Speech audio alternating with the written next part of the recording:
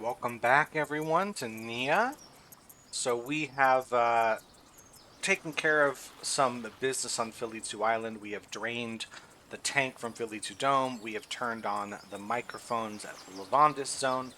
I think it's time to head back through this secret passage and see if we can get into the water tank now. So let's go down. We can actually read these probably now that we have a somewhat of an idea of what Galahanti is. So this should be, this is a wedge pointing down with two dots. That's the letter B. Then this is E. I'm just going to say right now, Balilka. Am I right? So facing left is the next way. It goes clockwise. So G would be one dot. So six dots. G-H-I-J-K-L. Yes, B-E-L. This would be I-L. And then that'd be K-A. Yes, Balilka. So Balilka is the master of Scarlatti Towers. That's where she is. And then here for Galorfiak Mines, we've got pointing left with one, so that starts with a G. And then this is an E, so Gelitrum. I'm just going to say that's Gelitrum. Um, Pointing down, Panorvia Point. Just six letters. And left with two dots is H, so this is Halist. What was the last name? I forget what it is. It's eyes up. Left with this is L. Latroke. Yes, L-A-T. T is facing right with one dot. Latroke. Latroke. Something like that. Yeah, it's best to learn Galahanti by memory by learning which are the one dot letters. So a wedge down with one dot is a wedge left with one dot is G, a wedge up with one dot is N, and a wedge right with one dot is T. And then you just count letters after that. So that's those names. So we should be able to read this picture now. Let's see if I can do it. Wedge to the right with one dot is T. Oh, this just is the. The wedge down with the C. The C.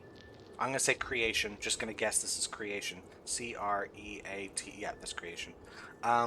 This up with two dots. Up with one is N. So of, the creation of.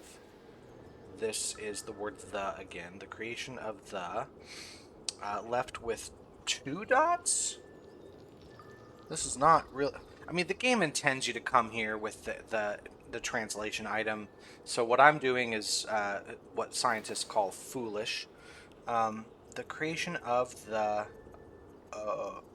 No, this is, hold on. Left with two dots is T U.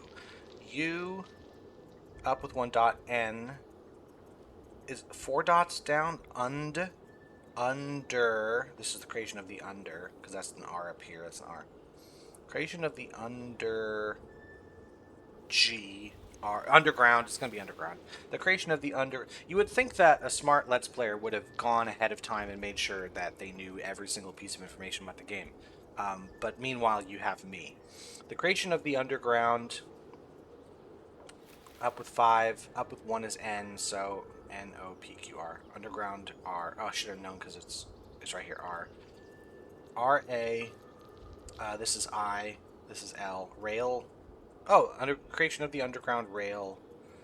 Up with six dots. Yeah, it's six, I think. Creation of the underground S. Because R is this one, so this would be S. Wait, hold on. This six dots facing this way is Y. System. System. Creation of the underground rail system. I guess so, yeah. Description of the creation of this room. That's what that is. Let's see what the other one is.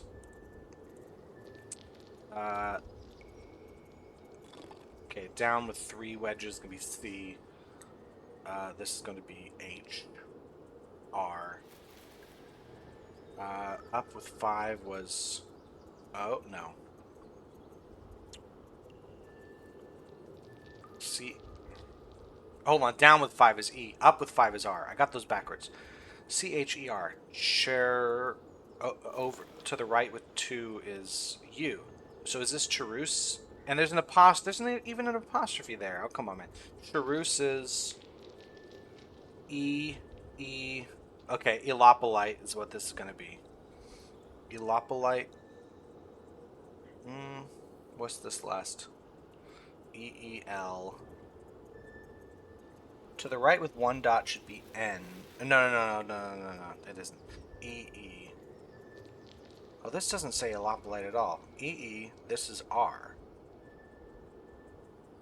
Right? That's R. Oh, that's not 5 dots. That's 4 dots. It looks like there's a dot in the center. See, this is why you shouldn't do what I'm doing. You should just get the glasses and come back here. D-E-R. Good grief. Charus is D-E-R. T. No, that's 6 dots, not 5. Dest. Good grief. D-E-S-T. R. This is you. Destruction. That makes more sense. Of the. Okay. Am I confident this is 3 dots? Of the. V-E. I was going to say Velitron. Then 1 dot here. T. Temple. That's what that's going to be. So at this point, just do context clues. What's a word that starts with that? What's a likely word we're going to say related to Fazaltian stuff? So Charus's destruction of the Velitron Temple. B. E. No, that's not it. B. Wait. Up with 5. Is this right? Because down with 2 dots is B. Up with 5 would be the letter before S. Oh no, so this is R. B-R. Thought it was for some reason the letter before R, which is Q, and BQ doesn't make sense. B-R, I-D, bridge. Velitron Temple Bridge. So this is Charus, evil person destroying a bridge to the Velitron Temple. Okay. There you go. Reading Galahanti made super easy. Alright, back in the minecart we go.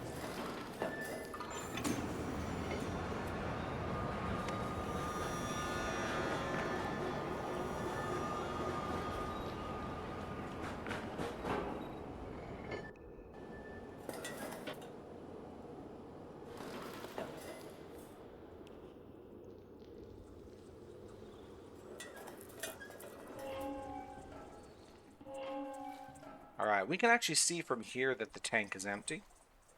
All I gotta do is, well, I can check, and then you can see it's empty. There's a ladder back there. We can also check here and see that there's no blue anymore. This should say, okay, left with 6 dots is L. E. Levels. That's just as levels. So this would be 1, this would be 5, this would be 10. And we can check the door, and it opens. Because not only did we drain the tank, but we unlocked it from the pipe leading to this door at the top of the platform. Alright, let's head in and see what we got. We have a ladder that we can climb. And, well, the ceiling's boarded up, so it's not super useful. Can't actually look any closer at this, but this is a symbol of the Velitron Temple here. Just have to take my word for it. And we have a button here. This activates the portal. So yeah, Mahili portal, it's horizontal, so we climb up into it, and we get to the Velitron Temple. Alrighty. First thing I'm going to do is turn around, see if there's anything hidden back here. And it turns out there is. There is a book. And for some reason, this is the only book in the game which is narrated. So I'm not going to read the contents of this journal. I'm going to let the game do it for us. So let's just sit back, grab a popcorn and a soda, and let's listen to Hyen's journal. It's been a long day spent overseeing ammunition storage at Lariti. The 2 young soldiers who were stationed there today, Malik and Tala, give me such hope and joy, demonstrating how proficient and organized our guard here on the Blue Philidian can be, training these young men and women in the use of the Taluk, making sure they can mount them on the window rails on the top floor of any gun tower, and making sure the plasma discs are all in good working order in the early hours of every morning. Gives me hope that we can stand firm and hold a strong defense against Charus's forces.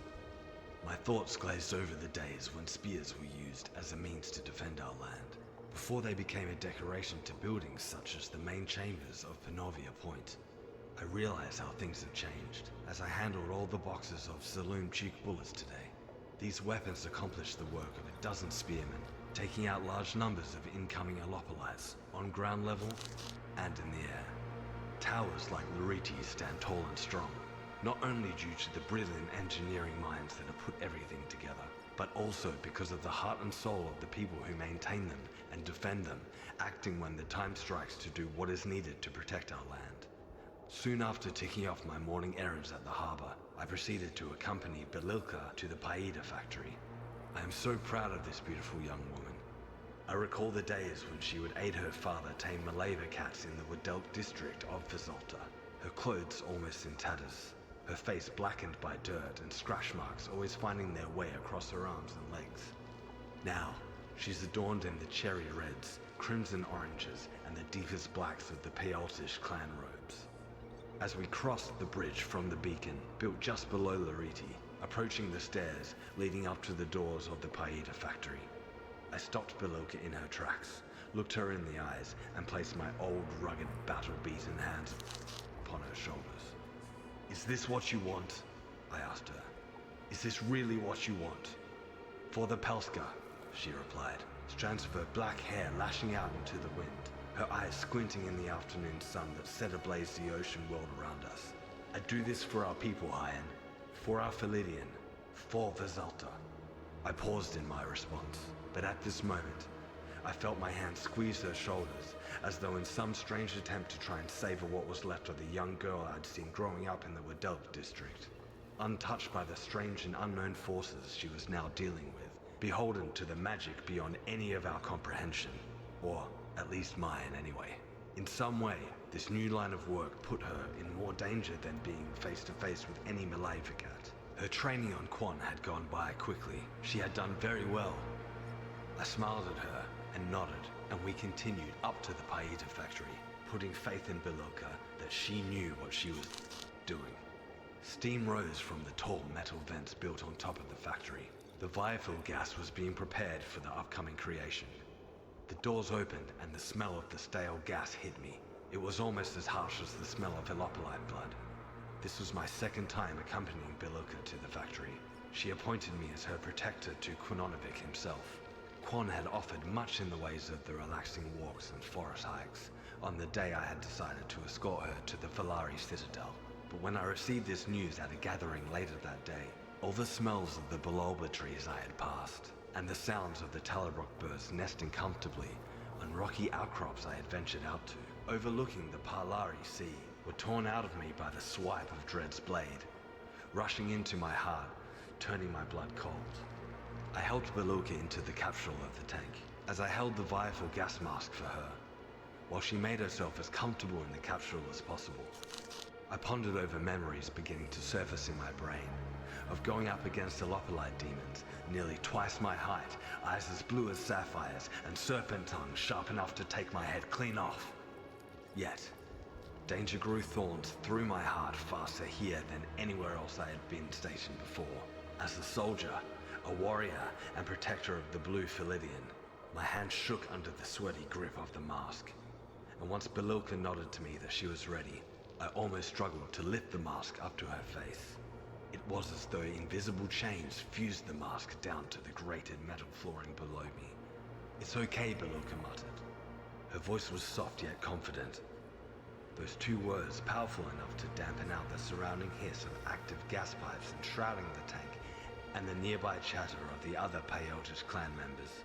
She smiled, and I smiled back. I brushed away loose strands of her black hair away from her face, and helped place the mask over her head. I made sure the gas tube was securely tightened to the mask, and the nearby connection to the tank itself. Ready to go. The creation needed to begin.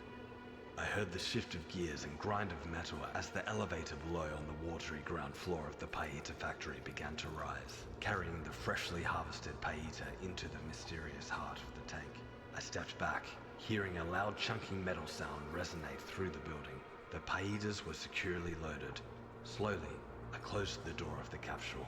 drowning Belilka's fused state in shadow, her hands clasped tightly to the handles either side of her. Activation points releasing the required vital gas into her mask, the right amount of madness to enter her body, to start performing even more madness. The door was closed. All 4 doors were closed, holding the Peyote's clan members inside, while myself and 3 other warriors stood guard outside each capsule. All we could do was wait, while the rumble of the Paita factory's numerous pipes rattled above us, to the sides of us, and the smell. A gas leak? Working in the Paita factory offered me an insight into a world I could barely comprehend. I was a fighter, a protector, not a magician or a being from another world. Kononovic knew what he was doing. We all trusted this man, this being. The Pelskas trusted him. But what intentions did he have for us? For Belilka? Was this right? The activity that was taking place before me?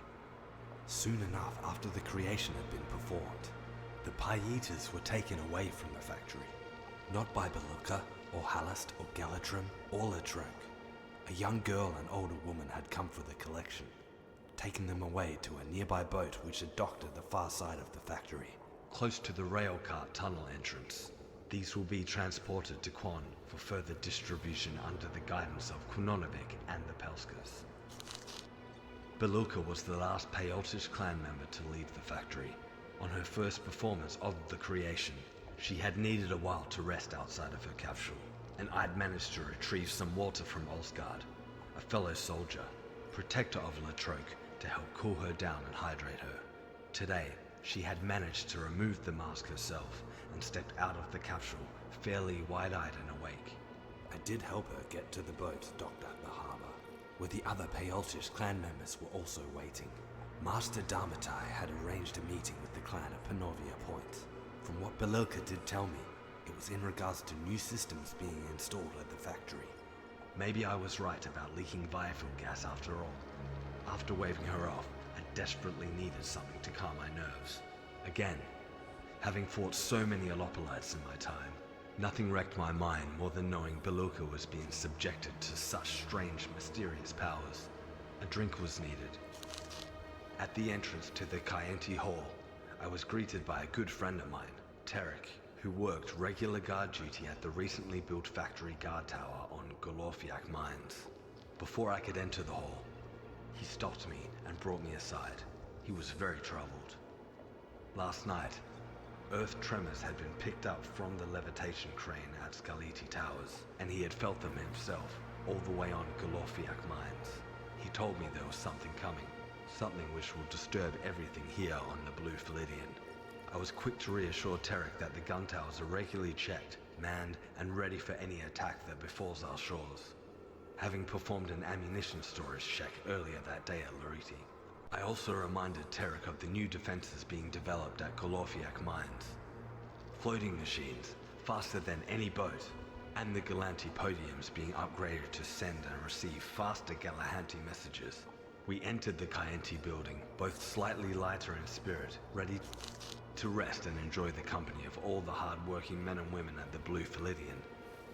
The building is shaking. I believe Tarek has already fled. What is going on? I managed to find Tarek, helping to fuel the lavandishing furnace of Loriti. He was badly wounded. And before I could... Poor Tarek. He was right. They have come. 6 Alopolites slain. Bigger than usual. I managed to catch a glimpse of Charus, adorned in his Alopolite mask, a defamation and insult to the Pyotish clan, to our world. The harbor is lost. If only the shield had been finished. We were too late. I must get to the Velitron machine. Belilka, travel well, my dear. I shall stay here at the Velitron temple until the darkness completely takes me. The rumbling outside continues to shake the outer walls. A company of soldiers remain outside, but I don't know for how long they can keep Charus back. He will try anything to get to the Velitron. It must remain protected. I will do all I can. Kononovic, it has been a pleasure. All right then. That's the story of Hyen, the person Neyyah was named after. He made a last stand here at the Velitron Temple to protect something. Most of that journal is just him going on about the battles, the war between the Neites, or the Fazaltians, and Charus, who commands the Alopolites. The one bit in there that I'm most curious about is the page where, and I'm not going to go back through it because I don't want to listen to him ramble again, the page where he starts discussing rumblings from another world. I think he's discussing the arrival of the Ologarians. That's just a guess from me. I could be completely off. The only reason I think that is I know that this book was written before Ologarians arrived. This is the world before then. By the time Oloj got here, the Alopolites were eradicated. All of that was done. But it's possible that some people have sort of predicted their arrival. Now, to me, this also means that it's close to the Ologarians' arrival, and that upon the Ologarians coming to Neyyah, everything happened rather quickly. Because the name Belilka is also used in documents from people from Ologarians. So like in Vamir's first journal, talking about Naluka writing the name Belilka, and then the carving of the Maleva cat for Belilka. So either Belilka lives for a million bajillion years, or all this happened like a couple decades ago or something. So that, you know, Belilka's a younger woman at the time of the writing of this, and now she would be in her, 40s, 50s, 60s, 70s, whatever. And so when Oloj arrived, everything else happened rather quickly. That's just my guess. I don't know for sure on that, but it kind of seems that way. But yeah, so this is where the last stand was made for protecting the Velitron machine, I think, but also just protecting the temple in general. So up front here, we do see the machine. And it says, this is Velitron. And we can open it up, grabbing the handle. There's a few things to interact with here. We've got a lever, which does absolutely nothing. We've got this drawer of some kind we can't open, and then we have a big hole. And this big hole wants an item from our inventory.